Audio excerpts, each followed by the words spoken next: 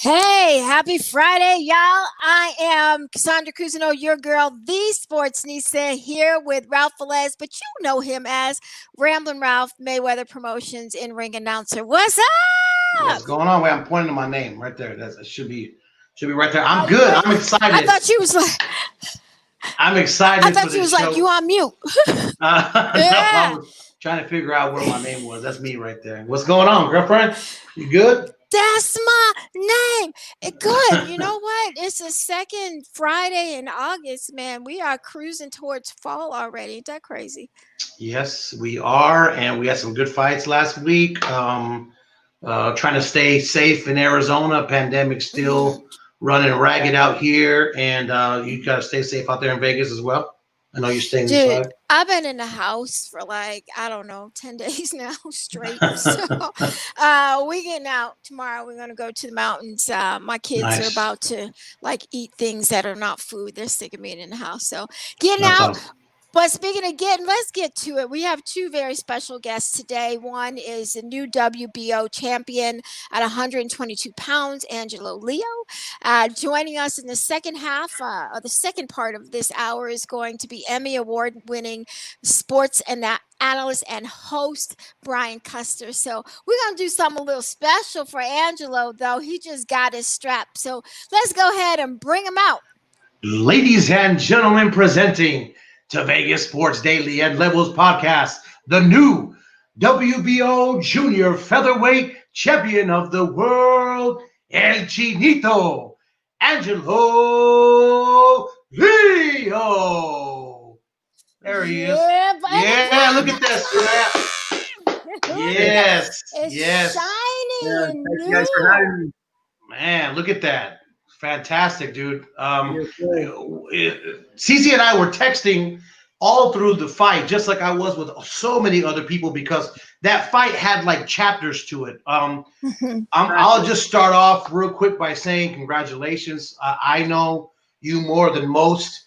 I told people that didn't really know of you that they better pay attention to what's going on because you are a throwback fighter to the olden days where body first, head will fall later. And you did such a fantastic job. I'm very, very proud of you. But first things first, man. I was texting back with Cece, and we were just, like everybody else. I knew what your game plan was because this is the way you have kind of molded the way you attack fights to see what's going on first. And people were freaking out the first three rounds, like, dude, what is Angelo doing? What's going on? He's not ready. He's not gonna be able to handle the speed. And I would just tell everybody, slow down, wait, because I've got to see you fight so many occasions. And this is your MO, right? So, like, first of all, again, congratulations. But how do you feel, man? Unbelievable. Like you woke up the next day and you had that beautiful belt around your waist, man. Yeah. Oh, it feels great. This is something I worked my whole life for. This is a goal I've had ever since I was, a 10-year-old kid. And to have this over my shoulder right now it means the world right now to me. And it's definitely sunken in now that I'm WBO world champion. And it's first of many for sure. This is not the only one I want. I want them all, and I want to win them in multiple divisions. So this is just the beginning for me, really. So let's take folks to how this fight actually happened. You were originally scheduled to fight Stephen Fulton out of Philadelphia. Stephen had tested positive for COVID-19. How many days prior to your fight? I think it was 3 or 4 days. So Yeah. take me to the moment that you got the call. Who let you know that the fight could possibly be off, and what were your initial thoughts? So basically, I think it was Tuesday morning after breakfast. They had told me that Stephen Fulton had got COVID, but they're looking for a replacement. And at that time, I felt I was a little in shock, because I didn't think prior to the fight, prior to that week, we have been getting tested, and obviously he was getting tested negative, and so I thought the fight was for sure thing. Next thing you know, he's not fighting, and I'm a little disappointed. But I got back on track, and I figured, I came here to win a world title, no matter who it be, and that was just my main goal, is to focus on that title Doesn't matter who it was, I was ready for them. So Relvin mentioned that you're really what won the fight for you was the amount of body work that you did. Mm-hmm. It was incredible. You're known to punch in bunches. People say that all the time. It's kind of a cliche, but your power was evident as well in those body shots. So was that the initial game plan, or did you have to switch modes right then once you got your new opponent? Definitely. You know, I'm known for a body puncher. I like to attack the body early, and like they say, if you attack the body, the head will fall. So with that being said, I take that in every fight. I'm pretty sure you know my opponent's not. I attack the body, but one thing is I like to switch it up, hit the head, you know, switch up my combinations, so they never figure out when I'm going to get the body. Um, for the most part, you know, it was just adapting. He was a slick southpaw, so of course in the first Mm-hmm. few rounds he gave me a little bit of trouble. But after I figured out his timing, I was able to adapt and get the victory. Now, I want to talk to you again about my opening statement. I want to elaborate on that more. You and I had a chance to speak before we went on, and one thing that was kind of amazing for you was for us is that even with the top ranked cards, we get to hear so many things that we normally wouldn't be able to hear, but you do as well. So, can you let your fans know and let the people that are watching know what things were different as far as like you're used to fighting in front of people in Vegas that know you already? How was it, man, to be in there fighting and not really hearing a crowd? I mean, you land a good combination and nobody gets to cheer. What were the things that kind of threw you off or kind of were so weird to you throughout the fight, whether it be during in between rounds, whether it be during the fight? What were things that you were like, oh, damn, that's kind of crazy that I've never heard that before now that I'm fighting in this sphere? Mainly, it had to be the commentators. You could definitely hear what the commentators were saying. Everything they said, you could hear them. What you could just basically hear everything. You know, you could hear the commentators, you could hear the trainers, what my trainer was saying, what his trainer was saying. So it was basically like a sparring match in a way. As far as the crowd, you know, if you got that killer instinct, you got it. You know when a fighter's hurt, and that's what I was looking for. You know, to see if he was hurt, and I had him hurt a few times to the body. That's why I kept attacking the body. What did you hear from across the ring, from his side or from a commentator that you considered during the fight? I could hear Mauro Ronaldo saying, you know, there's a minute left. I could hear him saying that the body shots are doing an effect on him, things like that. One thing I do want to touch on that is really fascinating to me is that most trainers in this sport, you know, they try to have the Teddy Atlas effect where they want to get in your face and come on, you know, your father is completely different, man. Your father, all throughout the fight, was just like he talks to you in the ring like he talks to all of us outside the ring. For those of you that have never met your father, he's real chill, real lax. He doesn't get. I had never even heard him raise his voice ever. And inside, all he was basically telling you was, "Hey, we came to do our job. You know, let me see it, let me see it." But it was such a calm, chill voice that it basically was just like you guys having a regular conversation. Now tell me how that relationship works in there where he doesn't really have to get on you. Maybe it's just because you listen more than most. Right, right. Well, me and my dad, you know, we're basically on the same page. You know, I know what he wants from me. I know how to react to what he says, and basically, just I know him already. I know how he is. I understand his tone of voice, and I'm real comfortable around him. You know, he knows the game plan like no other. We studied this fighter, even though we didn't have much time to study him. You know, we basically on the same page at all times. Now we know that you've trained with Floyd Mayweather and you're a Mayweather Promotions fighter. Have you talked to him since after the fight, and what did he say to you? Yeah, I talked to him actually a few times already. I seen him at the gym yesterday, and then I seen him on Sunday right after my fight at the roller rink because he likes to skate. So I seen him at the roller rink, and he was just very happy for me. He was very happy for me. He really liked the body shots. and the way I was able to break them down. Other than that, you just told me that there's big things. Stay on your A game, stay on your P's and Q's, and that's about it. So has it sunk in yet? I see that you have the belt. Where are you keeping it? And has it sunk in yet that you are now the champion, that you've reached one of your goals? Yeah, it's definitely sunken in right now. It's just to think that become world champion, and in all these years I've been thinking of becoming a world champion, and finally I got it right here on my shoulder. It means a lot to me. It's the world to me. This belt right now, I'm currently looking for a case for it, but right now it's just in the regular case that they gave me, which is a really nice case. It's super heavy. It weighs You have it? Can we see it? Actually, the computer is mounted on top of it. Oh, okay. Oh, see, nice. Yeah. But it's just a heavy case, it's a heavy case, really nice. Like, it weighs like 50 pounds. I was lugging that all around the airport. My arms were super tired after. But yeah, it's a really nice belt, really beautiful. It's got the diamonds and all that in it. Oh, okay. You got some bling in there. Now you are the first, we're not first, you're the most recent champion to come out of New Mexico. Holly Holm had done it on the women's side, but on the men's side, you're the first since Johnny Tapia did it in 94. How much of your roots do you carry into your fighting style, and what's it mean to kind of be mentioned in the conversation of Johnny Tapia in New Mexico? Oh, it's an honor. It's an honor to know that I'm in the mix with Johnny Tapia, Danny Romero, Bobby Foster, Holly Holmes, it's Austin Trout. You can't forget all those fighters, all the great fighters from New Mexico. And to be mentioned with them, it means a lot because, I was raised in that city.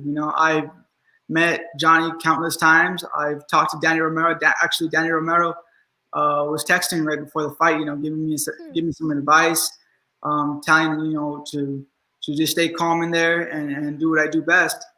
Other than that, all the fighters from all the champions and fighters from New Mexico were giving me a lot of support. So, I really carry that on my back of Albuquerque and all their support, and I really appreciate my city for doing that. How's the social media game coming along? Did you get a lot of followers after that, or a lot of people that? Because I know that we do have to get you a Twitter account, though. This is how humble he is. Well, no, this is how humble he is, and I keep telling everybody, they're like, "What's his Twitter?" I'm like, "Dude, he doesn't have a Twitter." Like, what do you mean doesn't have a Twitter? I go, "Well, he's not like that, dude. He's not like me, where I have to post 100 times a day just to try to to keep the brand going." See, Angelo's like, "Yeah, dude, you're doing it way too much," but he doesn't really.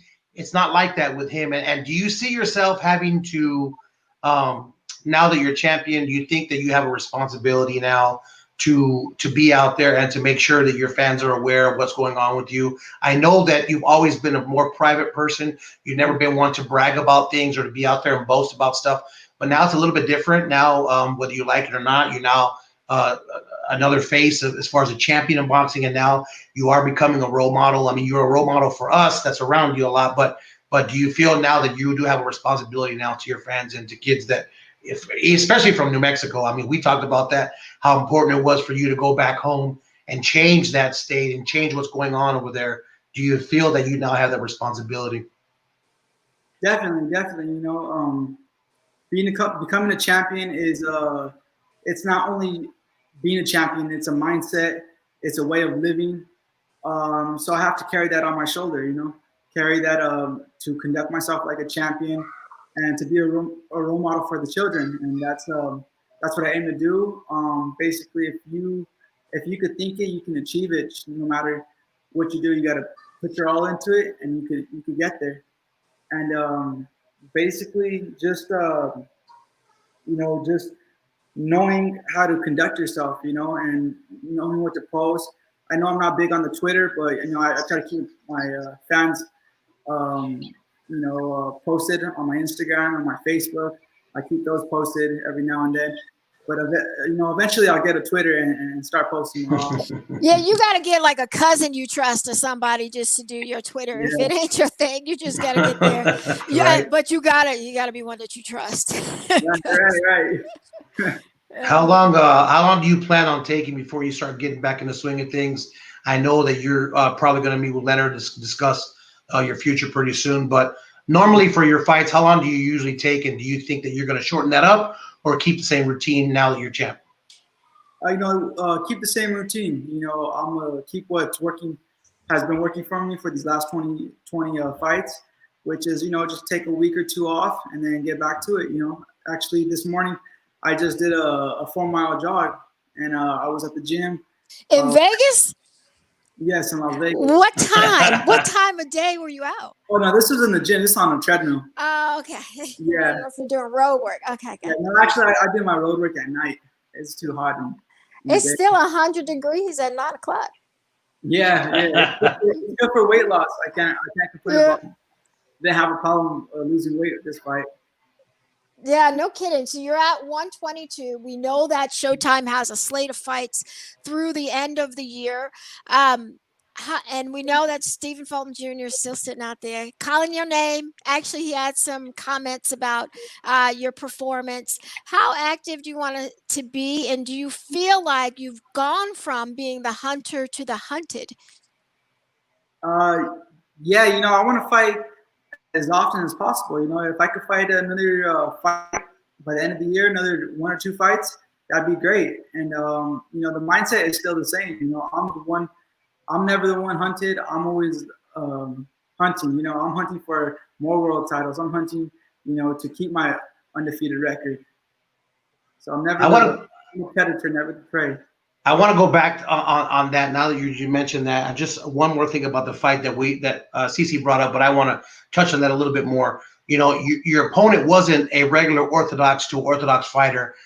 We're going from orthodox to a southpaw fighter, and the first 3 or 4 rounds, I know that you like to plan out your attack ahead of time. You like to execute, and the middle rounds is where you normally turn up the heat and try to suffocate your opponent.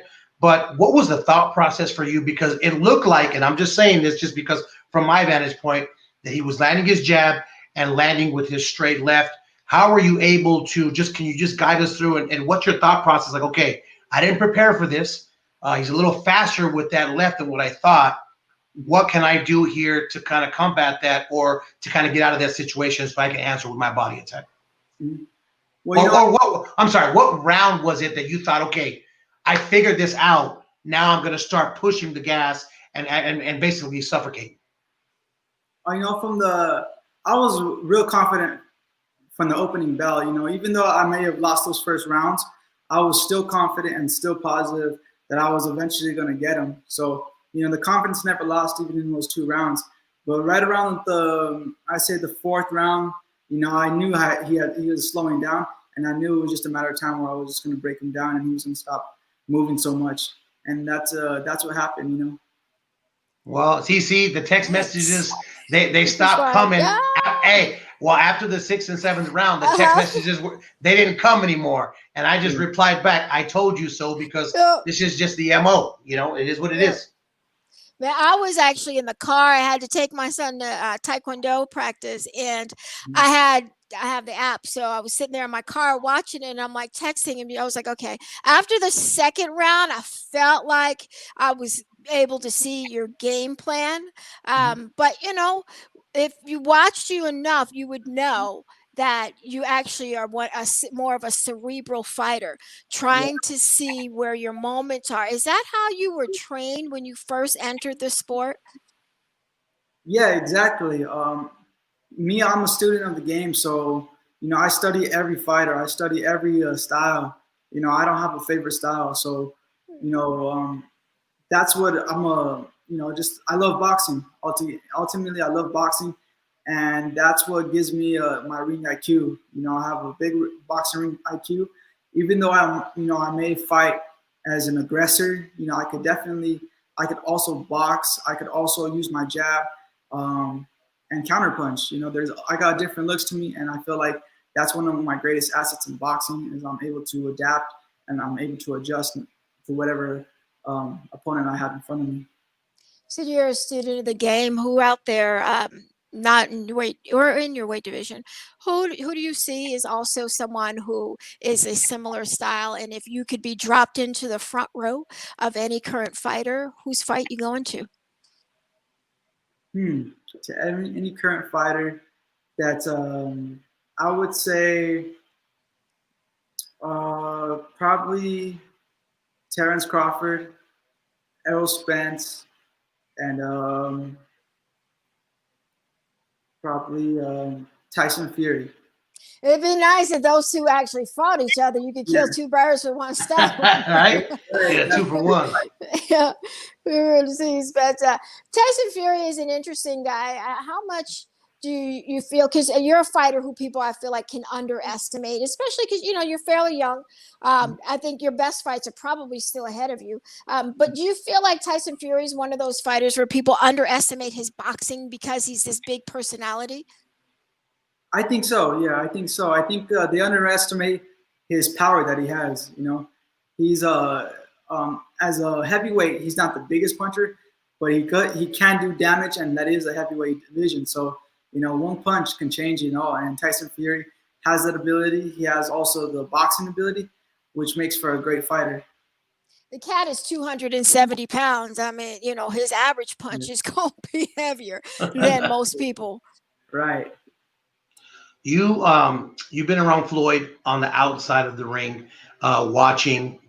You've been around him in the gym, not so much as him working with you. What is it like? I asked Rolly the same question because it's pretty crazy. Like, what is it like to have one of the greatest fighters of all time in there, even if it's just for a few rounds, working with you, showing you things that he's done, kind of taking a shortcut from A to Z? I mean, is he able to teach you anything that you haven't learned? I mean, I know you're a big student of the game, but is there one thing that you may have picked up on or that you learned from him that you can use in the future that might be helpful? It's definitely cool to have Floyd in my corner. He's for this fight, he told me some things that were some key components to get the victory, and it's something that we had already known, but since it's Floyd, his word carries a lot of weight to it. So of course, I'm gonna listen a little bit more intensively to what he has to say. Yeah, he's a walking encyclopedia. There's not, much about boxing that is going to be new to Floyd Mayweather for certain. Exactly. Yeah, Floyd. His ring IQ is just something else, and his work ethic is out of this world too. Angelo, you are always welcome here, my friend. I'm very proud of you. Just not only because I saw the beginning of your career with Mayweather Promotions, but your story, man. To just show up here or in Vegas, rather here, because I'm in Vegas half my life anyway. But you show up to the Mayweather gym looking for sparring. You're like Adrian Broner. Anybody can get it. You walk in, you just start sparring everybody. You start whooping, a few here and there. All of a sudden they sign you, and now you have that strap on your shoulder. Like you can't even really explain. Like if I wrote a movie script about that, people would like kind of toss it out the can because it's just really unbelievable. It's unbelievable, man. And I'm really, really proud of what you've done. You are always welcome here on our show. CC, you can go ahead and leave the last remarks, but from me to you, brother, congratulations again. And when I get to Vegas next week, I'm going to take a picture with your new girlfriend right there. That's on your shoulder. All right. So I just actually want to close with this. Did you strategically pick the Mayweather gym to go into to look for sparring work? Yes, I did. Yes, it was me and my dad's plan. Out actually in Albuquerque, we planned it all out in Albuquerque when we were living there. That we were going to move to Vegas in 2017. March 2017, we moved, and basically that was the plan. And we set out, and we followed that plan, and look where we got us to now. Look where it got you. The original plan: move to Las Vegas, get some work in Mayweather gym, get signed, win the championship. What's the next goal? The next goal is to now defend the world champion and eventually win another world championship, and again, and sky's the limit, really. Hey, good luck to you. Like Ralph said, you're always welcome, but definitely come back after you win another world championship. We want to see how you're feeling after that. Definitely. Got you guys. Hey, right, and thank you so much. Lunch on you next week, man, when I get there. See you then. If you like, just let me know. All right. I Take actually care. got you. I actually got lunch for you because you Definitely. All deserve right. it. Appreciate that. Bueno. Yeah, man. You can't. It's Love to hard not see to. that. It's hard not to like him. Like even Hmm. in a world, especially in this sport where you have to have sort of like an ego or a platform to make some noise, even if it's bad noise, you try to make some noise to get your name made out there. And we know it's all done. Some people do it on purpose. Some people that's just the way that they live, and that's okay. But this Yep. kid, I mean, you don't even have a Twitter, right? You don't. His social media is just whatever. And yet you see this and what's happening to him, and you're just quiet and you're humbled, and Yeah. he's so young, but yet I'm 40 years old and he's one of my heroes because he sits there and doesn't Amazing. brag about nothing. He just takes the opportunities that are given to him Yeah, and he he runs with it. definitely. I mean, you can see the symmetry between him and his father. He's kind of a mini me when you talk about his dad. His disposition is very similar, and so you see a lot of fighters who are trained by their dads, and the dad is more like gregarious and ready to go than the actual fighter. But Mm-hmm. this is a young man. I keep calling him a kid. He kind of, I got some shoes older than him. I don't even think he shaves yet. That's how young this kid is. For real. But he has a very mature mindset in how he's going about his business. And so definitely wish him a lot of luck. And it's an interesting style to watch. You don't see a lot of young fighters who come in with that kind of a game plan. A lot of them are headhunting. They are the Twitter and Instagram generation. And so they want that moment that That's they can right. capture and hashtag. And he is a different kind of fighter. So no, it's good to see. Well, it's scary because as a fighter, even though he's like, okay, this guy was making noises when I was hitting with the body shots. Like you don't know how much of an effect it really has Yeah. until the latter rounds, and therefore you could be giving away a few rounds, and you never know what the judges are thinking. And you're basically having to win every other round after that. But if anybody can do it, it's Angelo. He's done it with the Juarez fight. He did it with this fight, and it's just phenomenal to watch somebody repeatedly hundreds of times throughout a 10-minute 3-round span going to Yeah. the body over and over and over again, and then surprising you with the left hook. I mean, his left hook is one of the best in boxing, and I look forward to his fights. There's Ray Vargas out there. There's Carlos Castro from here, who's ranked number 1 in the WBC. He's been calling for Angelo. They've actually, I think That'd be a they perfect fight. I think it'd be That'd be a great. great That'd be fight. great, only because their styles are pretty similar. They're both like counter punching. As far as Yeah. you make a mistake, they're going to capitalize on it. And God, that'd be a great fight to watch down the road. Well, and it also would be a unification fight. And so you like to see kind of one champion in the division. And so if he were able to take the WBC belt, add it to the WBO or vice versa, whoever wins would be Yeah, the unified champ. So yeah, and definitely want to see that. it's crazy, and also too the WBO, which really hasn't been featured on Showtime at all. It's usually been an ESPN top ranked belt that they basically have owned in that division, and now jumped ship and comes. And I hate to say it that way, but that's just the world that we're living in right now. It's now belongs to the Mayweather PBC family, and who knows what the future holds for him. I just know that with his attitude and his work ethic and that crazy style, that relentless body attack, I mean, it's going to be hard for anybody to beat him. Yeah, no, that would be. I was just checking to see. Looks like we got our next guest coming in here. So let's introduce him and bring him in. So coming in to anchor the show today is Emmy Award-winning sports announcer Brian Custer, who you've seen a lot with Showtime, but he also does some NFL and some college Can you guys hear football, me? college basketball. Sure can. Can you hear us? I'm not hearing anything. Can you guys Yes, hear me can at hear all? you for certain. Let's do a check. 1, 2, 3, 4, 5. How about that? Let us see. I'm not on mute. You can hear me. Yeah, unfortunately, I'm not hearing anything through my Yes. pods here. I'm not hearing Yeah, you're kind of nothing. frozen for us. Let us, Ralph. Are you in front of your laptop? Can you just text him in the chat? I am. Tell him come on back in. Okay. Perhaps that'll help. But as I was saying, Brian Custer is an Emmy award-winning sports broadcaster.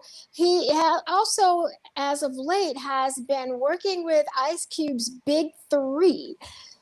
So he's you there? Let me see. Hold on. Yeah.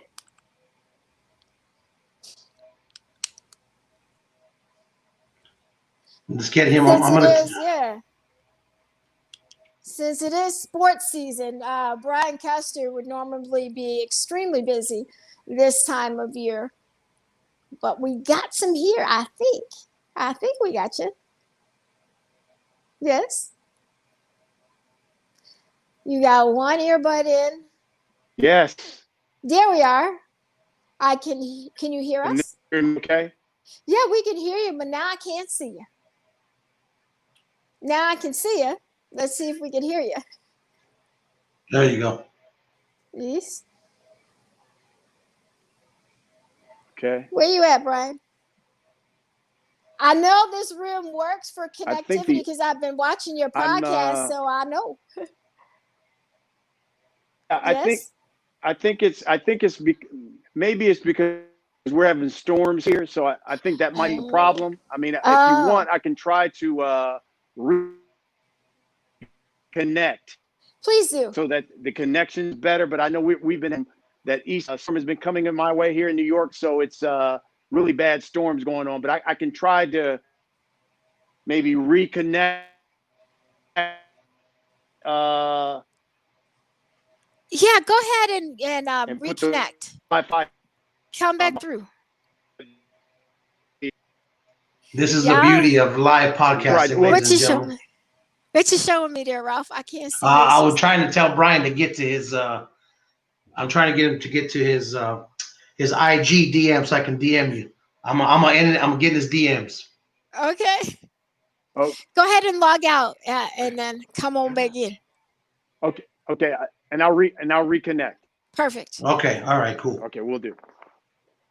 All right, so I think we're getting better. I think he just needs to reconnect one more time. Yeah, got to slide in the DMs. I'm excited to have him on. I to be honest with you, I remember first seeing Brian in the BKB show a while back, and I was like, man, this is gonna change the world. This BKB is gonna change the world. And I remember him hosting the show, and I was like, who's this guy? I had never seen him before. And I was like, man, this guy's well spoken, and just polished already from the get-go. And I mean, this guy is not only just doing boxing, he's everywhere right now. He's doing play-by-play for college basketball, which he actually, we can talk about it right now when he gets on. Excuse me. He actually was doing, I don't Seton Hall, I think it was one of the schools, where every time he announced the game, they would win. And they had like a crazy streak with him doing the play-by-play. So not only is he good there, I mean, he just does pretty much everything else that you ask for him. So I'm glad that he's here. And once we get this little connectivity issue going, I'm pretty sure we'll be fine. I do want to talk about his podcast too, because just like us, this guy's getting some grade A clientele on there. Yeah, I just watched this episode with Clarissa Shields, and I gotta catch it. Carissa's always great for an interview, but it's nice to see a full hour him sitting down, and because usually he just has a couple of minutes. So for him to have that amount of time with an athlete to actually have that kind of conversation was really cool to see.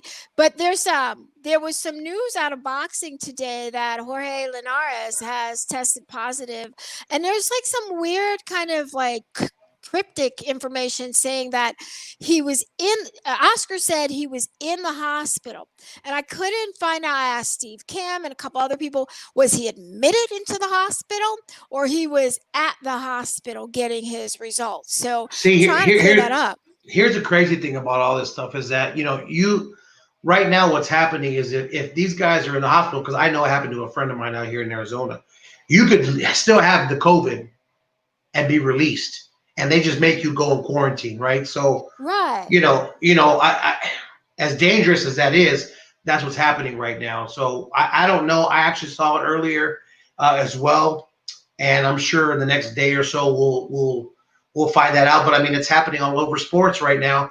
The Cardinals game got canceled today too because a couple Oh, it players did.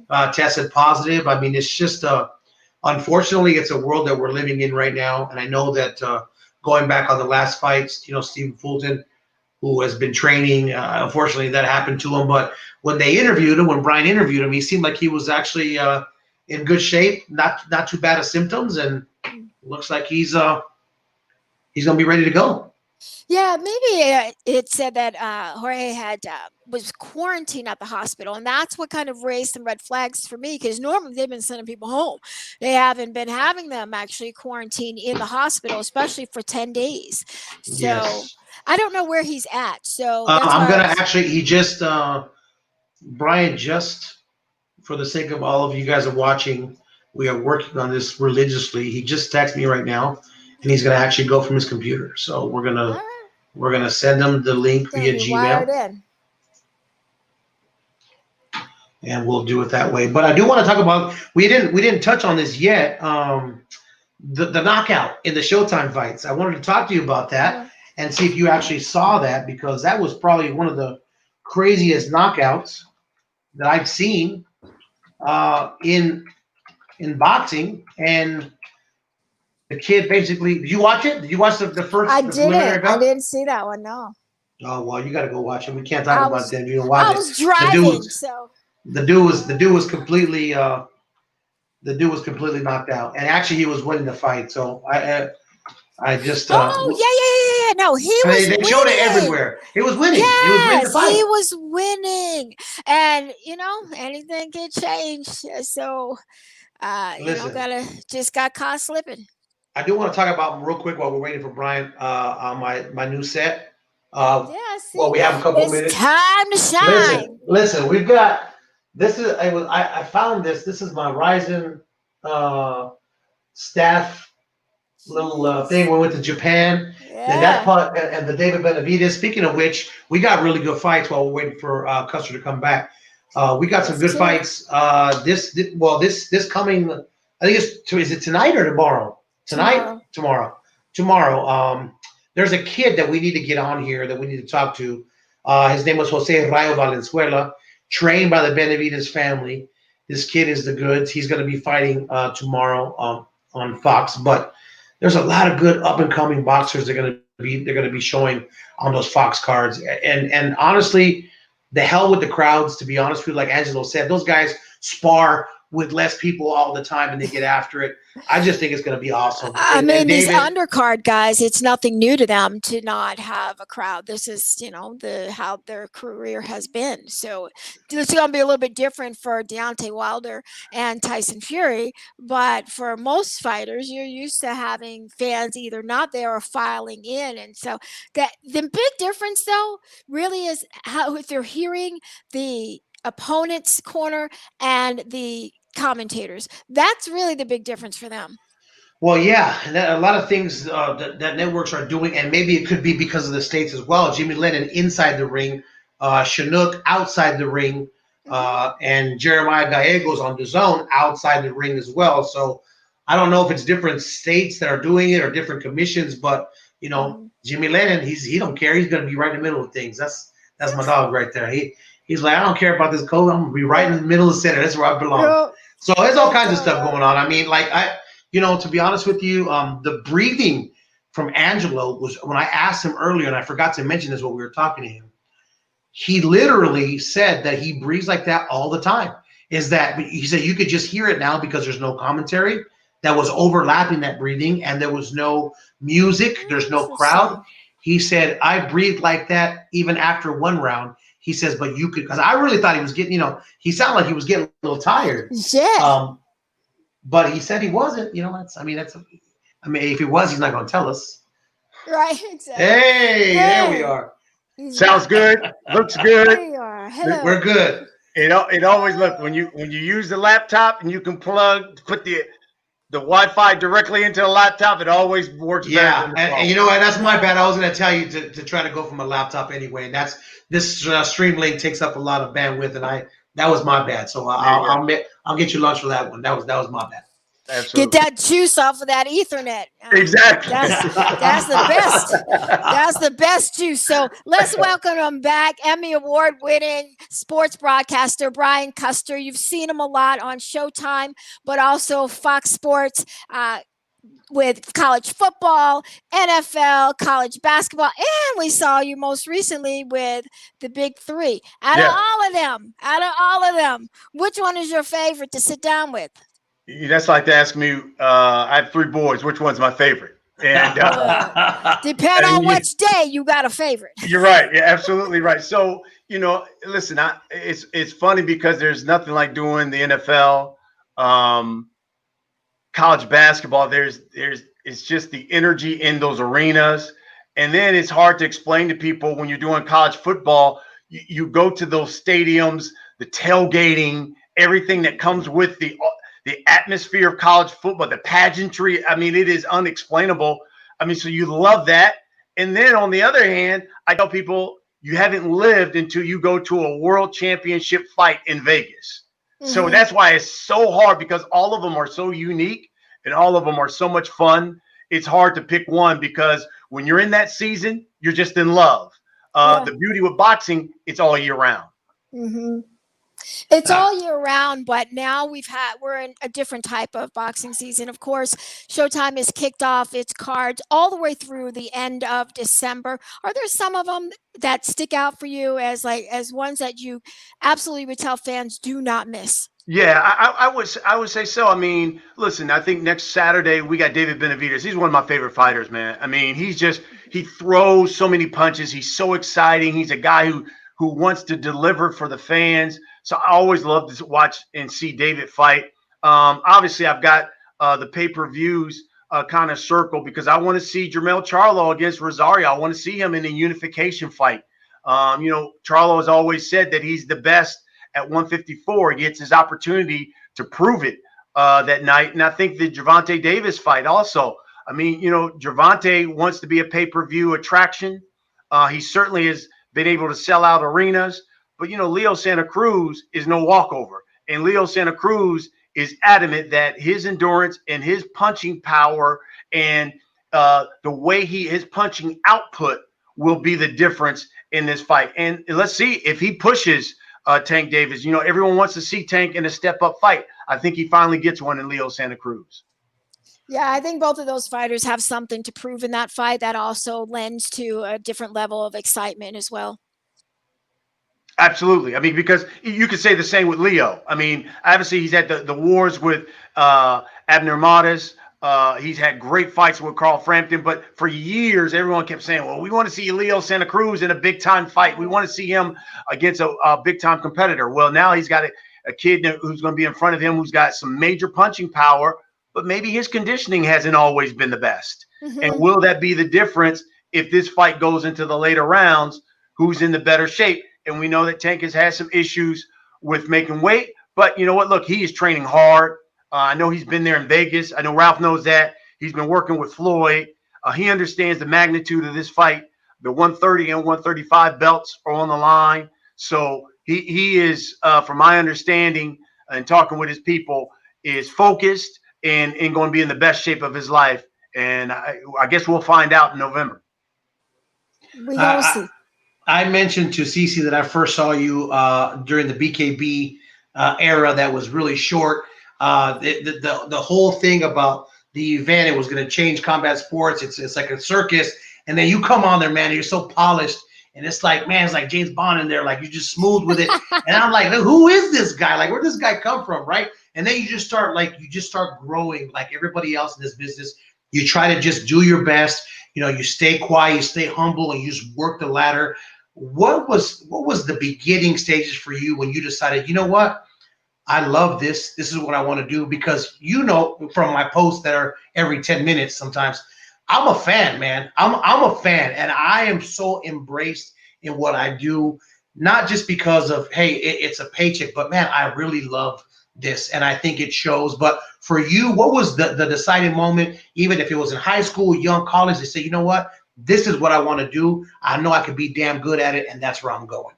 Well, I'll give you a secret. A lot of people ask me about those days. And that's a great memory with you when I did BKB, Big Knockout Boxing, and it was basically boxing right there in the little basically a circle there. And people said, "Why'd you do that?" Well, first of all, it was AT&T and DirecTV that was funding it. Yo, they put us up at the Four Seasons. I think if I'm not mistaken, I can be honest about it, they paid us about 30 grand each fight. I mean, it was, I knew there was no way They they were could making it sustain rain. Yes. I knew there was no way they could sustain that because they were paying us very well. So I was praying that if we could have like a couple years doing BKB, because those checks were good.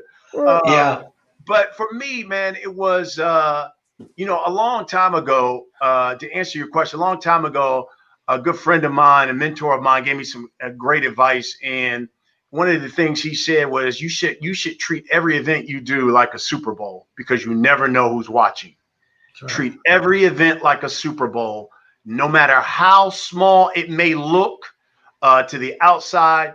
You broadcast that game like it's the Super Bowl because you never know who's watching. And for me, from a boxing standpoint, I started here in New York. I was doing calling club fights and it's a show that still goes on called Broadway Boxing. And Lou DiBella, who's a promoter here in New York, it's his club show, and it's a show that he's been doing here in New York locally for well over a decade. And look, I've called the fights for him. Steve Farhood's called fights for him. Gus Johnson. I mean, there's a number of guys who've done them here, and so I was calling those fights on Broadway Boxing one day, and just out of the blue, we did them on a network here called SNY. Out of the blue one day, I got a phone call, and it was our boss at Showtime.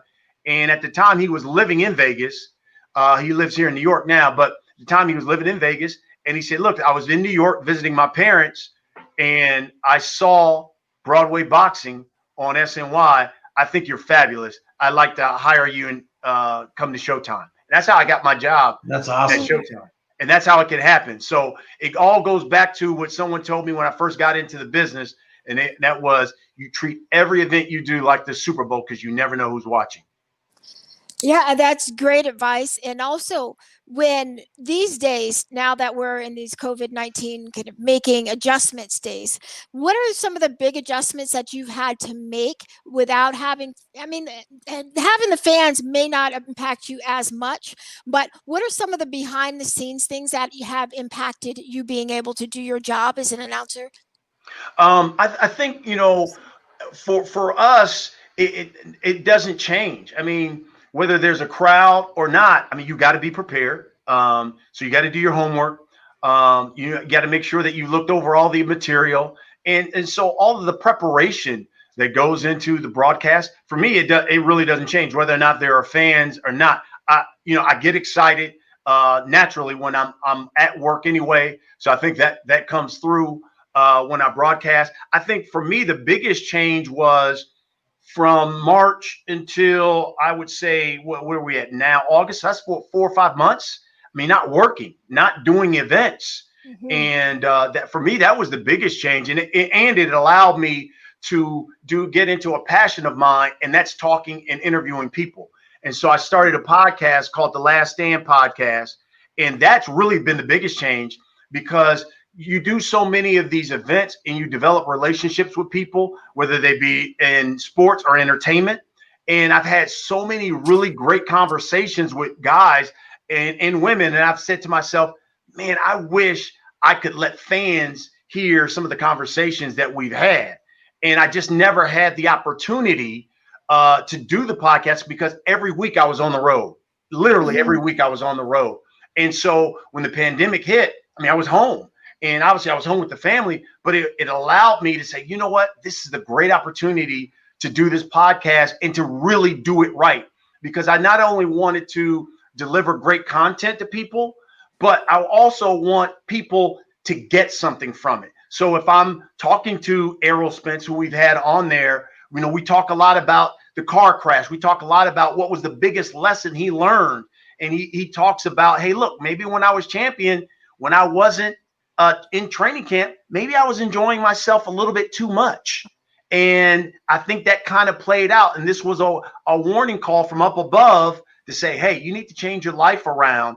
Otherwise, it can be taken from you just like that. So those kind of life lessons, I hope that people get from people. Rosie Perez is the first lady of boxing. Yeah. She was great. I mean, I nearly cried talking to her when she talked about the mental, physical, sexual abuse that she suffered as a youngster.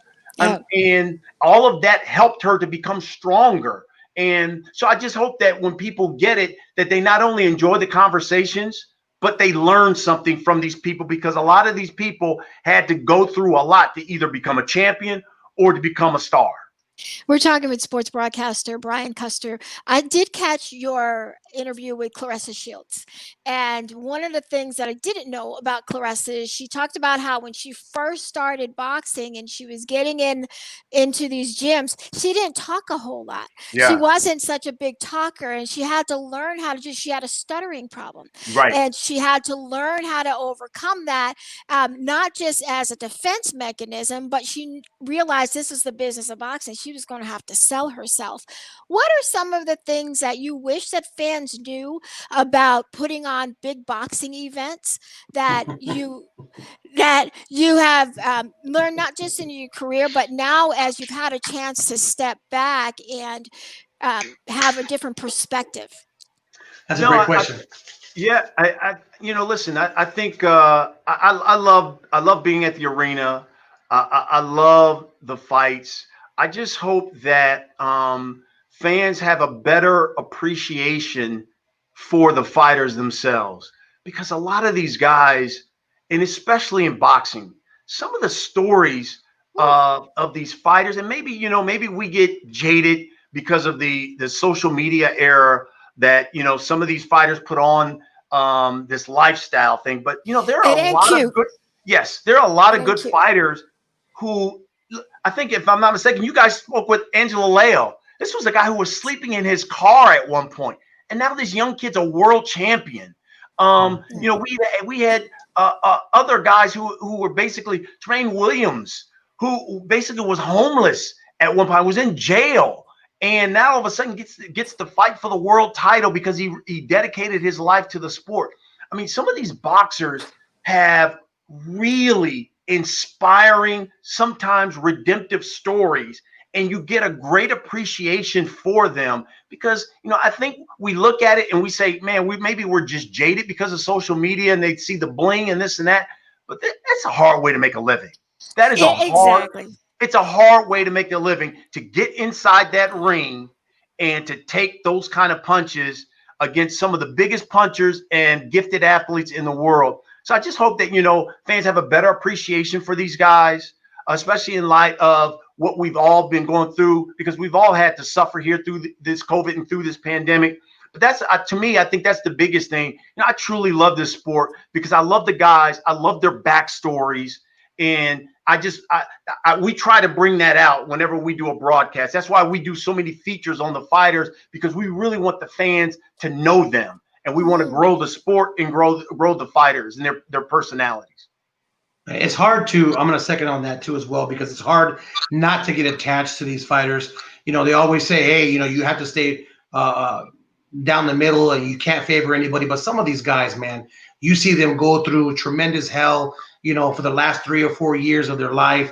And they, again, you and I know, because we get to see the back end of it, right, at CCU as well, that some of these guys may be living fight to fight, and again, right now, some of these guys, well, most of these guys, they're not fighting. So you feel for them. You take it personal when you show up there. You want to give them your best and make the world understand what kind of people they are, and you do your best at your job because, man, you understand what's going on with them, right? And I want to touch on something with you that not only makes me proud to be a friend and to know you and to start, getting to know you more and more as we go along and we work together. But for me, what touched on me is your health and what you've been battling.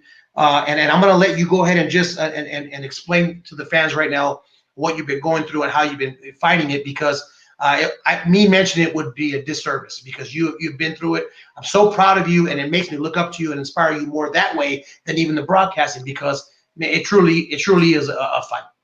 Yeah, well, thank you. Yeah, definitely. I'm a cancer survivor, proud to say it.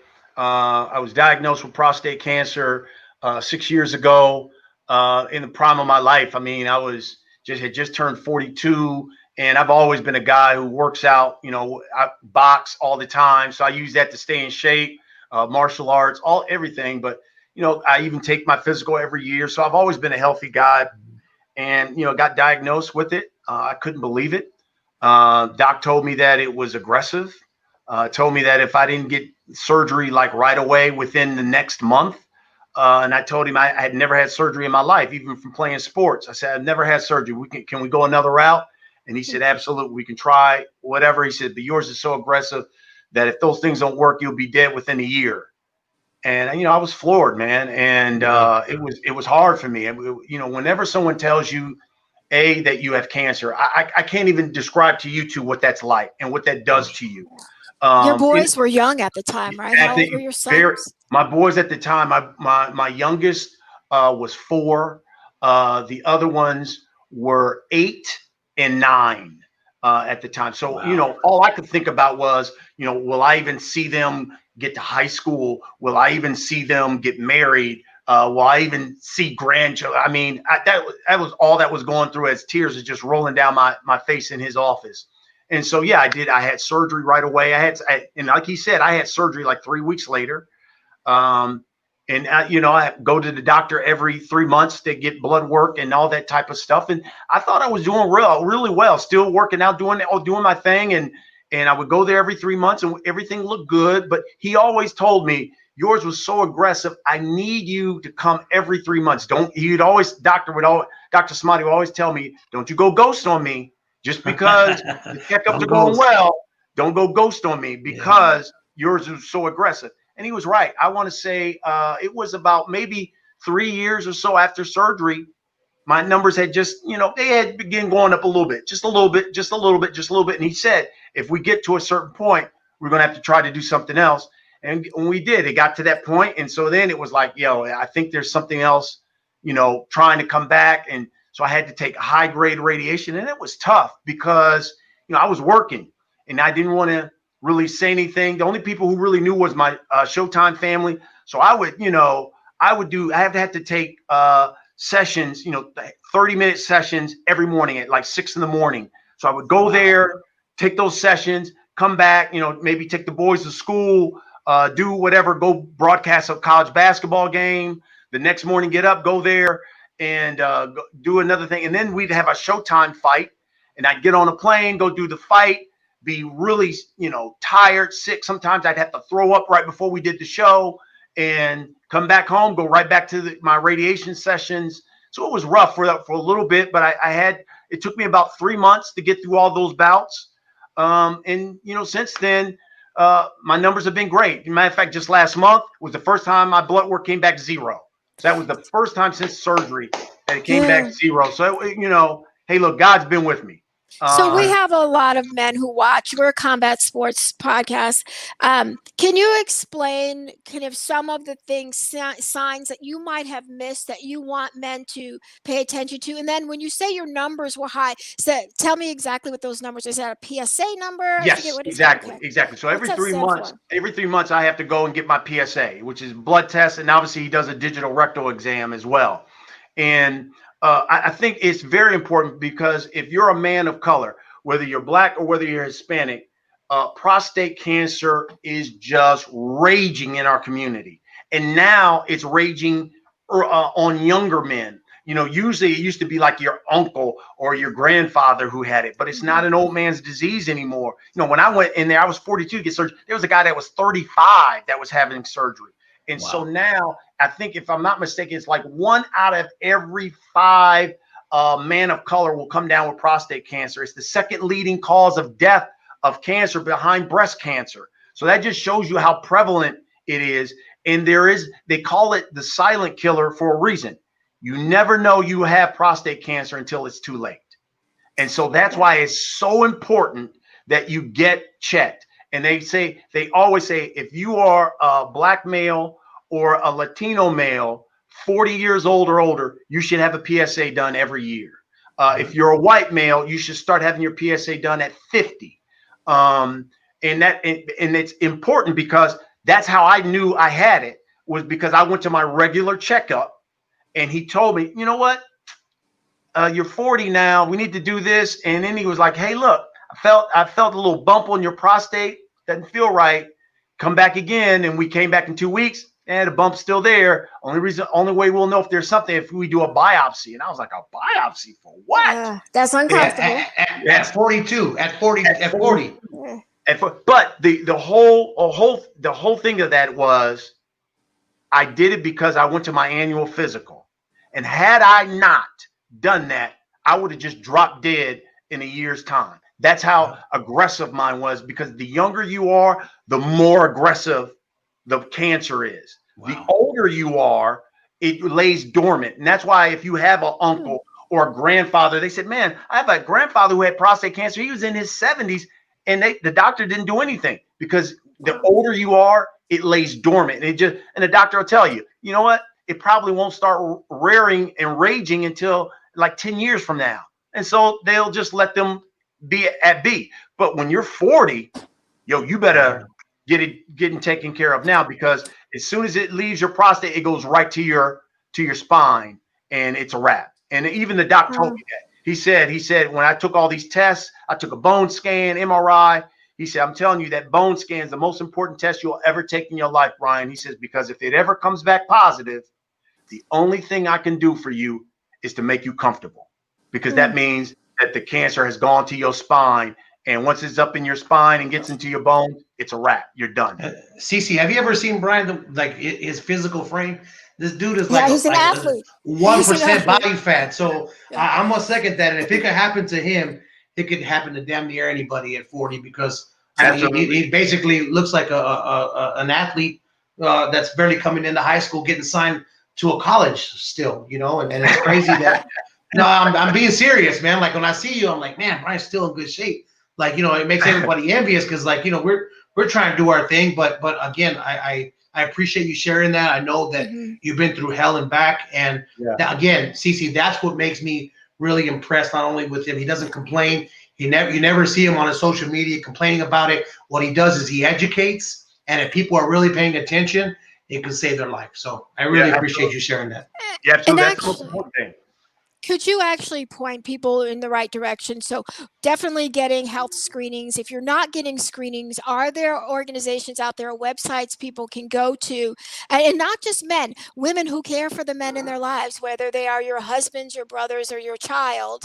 Where can you go for more information? Well, that's the most important thing. I mean, because the women play a great part, because a lot of times it's the women who have to force their husbands to go to the doctor to get checked, because they won't go. We won't go.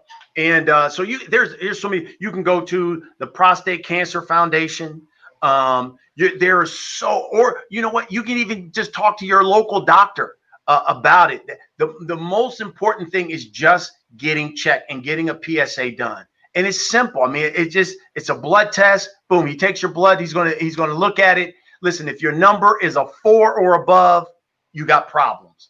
If it's under a 4, okay, you don't want it to be in the real numbers. You want to have like a 0.0 something, a 0.1, a 0.3. Once you start getting a 1, a 2, especially a 3, a 4 is like the danger zone. That's like the red alarms. Something's going on in your prostate. So when you're in the real numbers, you need to heed caution. If you go get a PSA done and it's like a 0.3, 0.4, okay, you're great. You're doing really well right about now. So that's the most important thing. But you got to go get checked.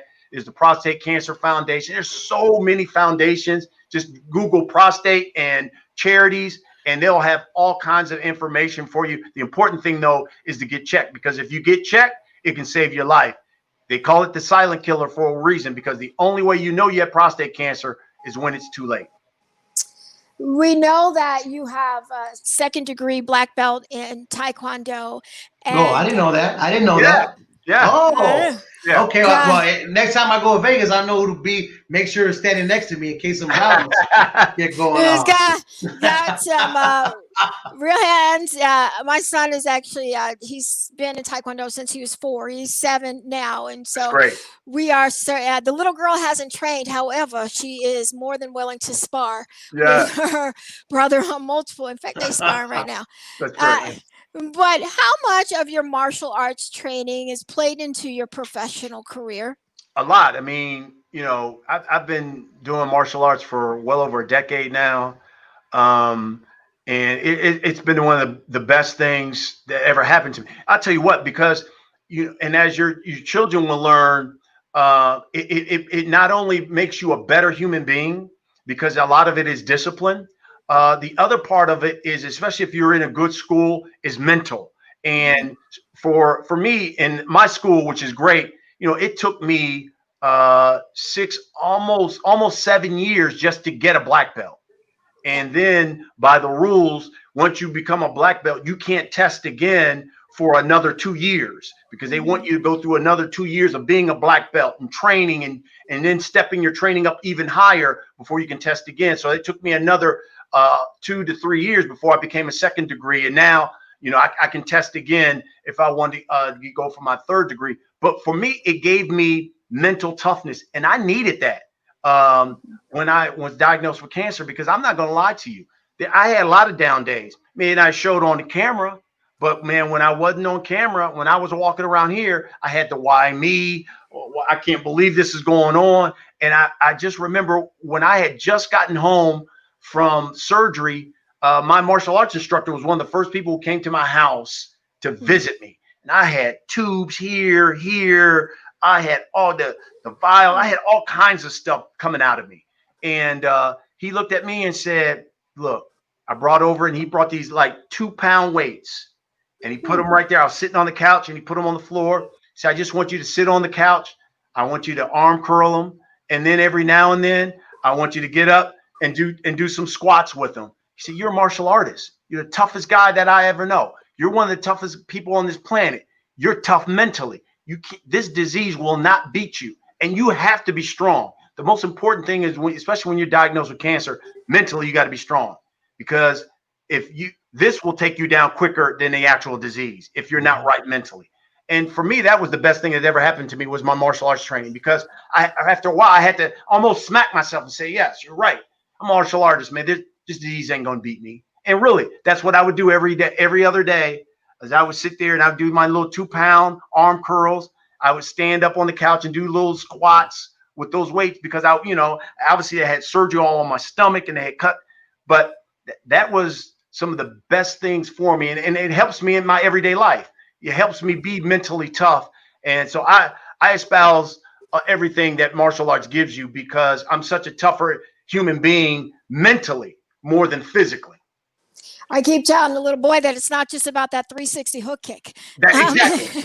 It's about what happens in your mind when you get knocked down. Yes. So it's all those decisions that have to be made. Are you going to get back up? Yourself back up? Yep. Are you going and then how you prepare to fight once you get back up? Yep, absolutely. You can't just do that. So, I've seen you do a lot of public speaking. Hampton U grad, so proud by way of Ohio. But one of the quotes that I've noticed that you've said quite a bit is, 2 of the most important days of your life are when you're born and the day that you find out why. Yes. You got a big birthday coming up, not this year, but next year. Yeah. And you've been through a lot.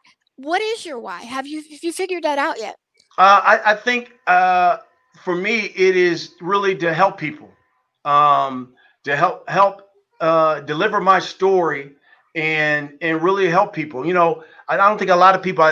I've gone through a lot in my life, and I always said one day when I have time that I can really sit down, I think I'll write a book about it. But my mother and father. My father died 3 months before I was born. My mother and father were in a car. They were going to Alabama to visit his grandparents for the first time. And my mother was at the time 6 months pregnant with me.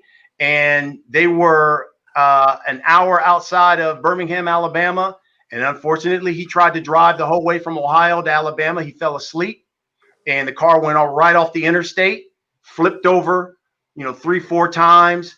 And, my father ended up breaking his neck. My mother ended up surviving with me in her womb, all, cut up from glass and things of that nature. I didn't even move in her stomach for a week. And they were scared to tell her that my father had actually died because they thought maybe she would lose me. And so for basically a week, as she was in the hospital, she had a broken leg, broken arm, all kinds of stuff. They didn't tell her that my father was dead because they wanted to, make sure that she kept me alive. And so, having to go through that, I've had to come out. I've had to be a fighter, it seems like, all my life. That's right. And so to obviously be born and didn't have anything. Did she carry you to full term? Were you Absolutely. born early? Carried me to full term, to be born like that. And then, obviously to be stricken down with cancer and to fight cancer. I've had a lot of challenges in my life. And so, I think that for me, it is to just tell people you can be resilient no matter what happens to you. It's not really what happens to you, it's how you respond to it. And so you're right. I do think, to me, the two most important days are when you're born and when you realize why you were born. I just believe that I was born to help people. And, we were doing a fight. The last time we had a fight at the Barclays Center. And, usually after the fights, and Ralph knows this, after the fights, people are hanging around because they want to, meet you. They want to take pictures. And, I've always been willing to do that with folks because I love that they support us. And these couples, there was a couple, and their security guy came up to me and said, Brian, this couple, man, said, you've got to take a picture with them. They've been waiting all show. I said, okay, fine. Walked over, and the woman looked at me and said, I heard about your story. And she started crying. She said, and I told my husband, he's got to go to the doctor. He hasn't gone to the doctor in 15 years and found out that he had prostate cancer when he went to get his checkup. And she said, if we hadn't heard about your story, he would have never gone, and I would have never forced him to go, and he probably wouldn't be with me right now. But he went, she had surgery, and he's a living testimony right now that you're right. You go get checked because it can save your life. Man, we all three of us just sat there and boo-hooed after that fight.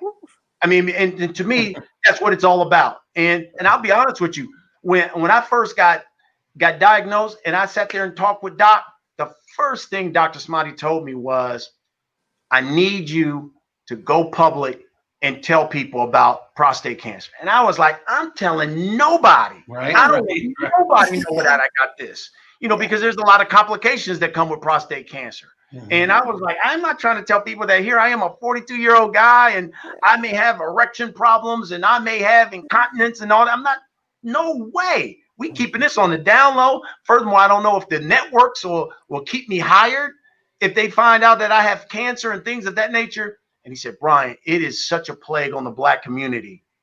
Seeing somebody like you talk about it, do you know how many people you can help? And I was not having it. And I went home that night, and me and my wife talked about it, and she was like, you got to do it. You got to. You have to.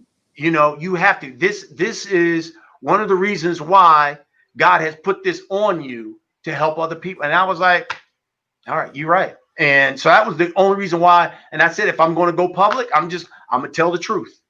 And I'm going to tell the good, the bad, and the ugly that comes with this disease. And to me, it's worth it, because if you can, you can save one life, it's all worth it. Well, we certainly appreciate you being candid and sharing your story, not just today, but how you've done it throughout for the past almost 7 years. And congratulations to you. Yeah, thank you. You got a great attitude about it. You've been not just in recovery, but you've been kicking its can down the street for so long that it's a testament to your ability to meet the challenge, but your willingness to do the hard work as well. Absolutely. And listen, it doesn't go without challenges, because even today I still have to go to the doctor now. He gives me an extra month. So I go every 4 months, but it's almost like you live your life. And he always tells me, forget about, just enjoy life.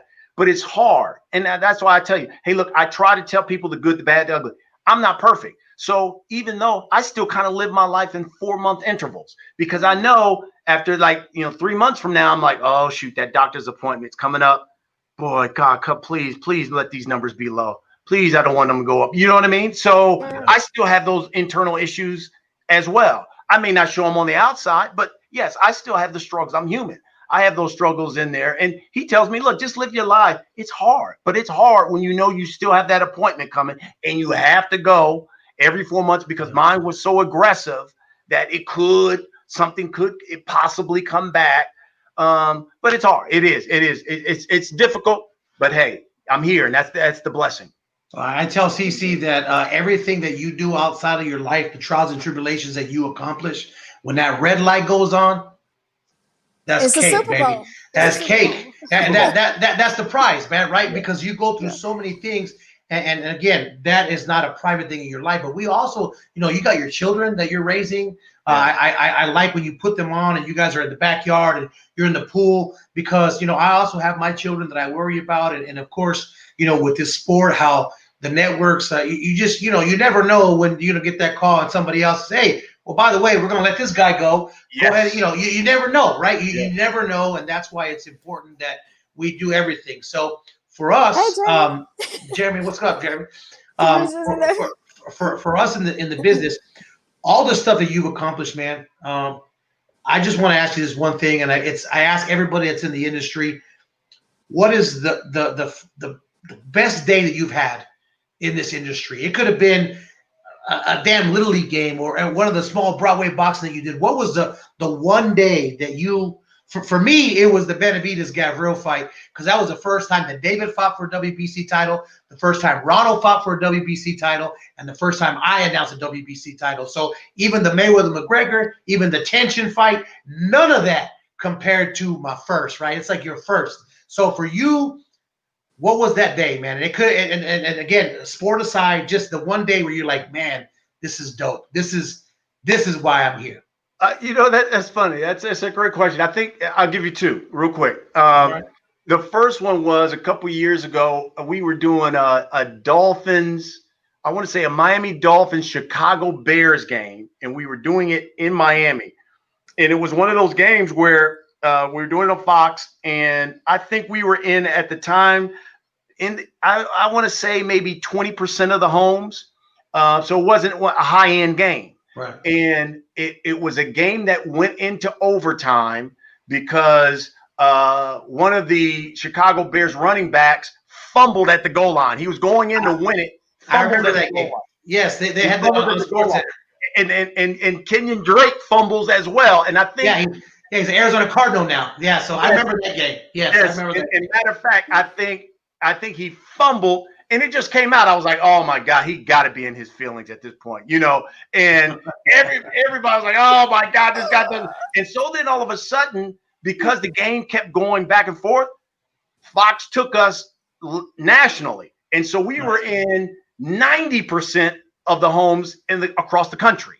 So we went from 20% to all but 90% because the game had so many turns in it. And it was just like when we got finished, I think my phone had 50-something messages from people. Just like, my God, I watched you. You were hilarious. You were this, you were that. And I think the same thing happened when we did Mayweather-McGregor too, because, you had the UFC people watching from, regular boxing people and, people who I went to grade school with. It was like you when you're trending on Facebook, then obviously just something's going on. Yeah. And it was crazy, man. I had a bad suit on too that day, so I was. You did. Like I was. I'm gonna second this story, right? Because I always tell people, when you're around people on your team, it helps your comfort level to raise up, and your nerves aren't so bad. Because anybody that doesn't get a little bit of nerve, you're in the wrong business. You're thinking too highly of yourself. Get your ass out of here. But so 2 hours before the weigh-in show, Kenny Craig from Mayweather Promotions says, hey, guess what? You're going to host the weigh-in show with the guy from BET and Cardi B. I said, who's doing the show? He's like, you are. I said, I am. They're like, yeah, we got 2 hours to fill. The Showtime guy's going to be up on top. You got the arena. You got to go do it.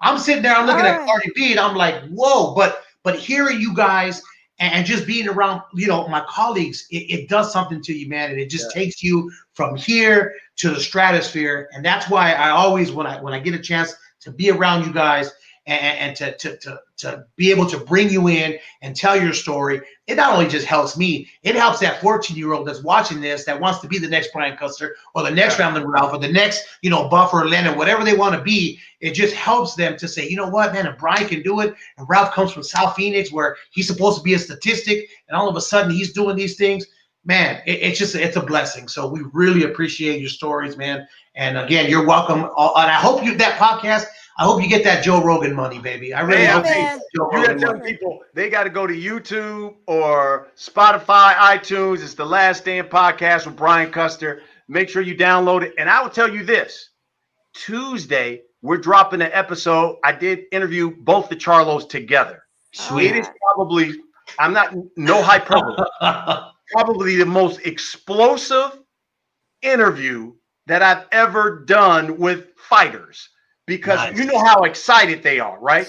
Yeah, and they stay big mad too, so it's always they got so hyped that, and this is I'm not trying to just sell it for people to watch this episode. I really thought they were gonna go at each other. I mean, like some of the you're gonna watch some of them and be like, ooh, that's uncomfortable. Oh, I'm gonna watch it.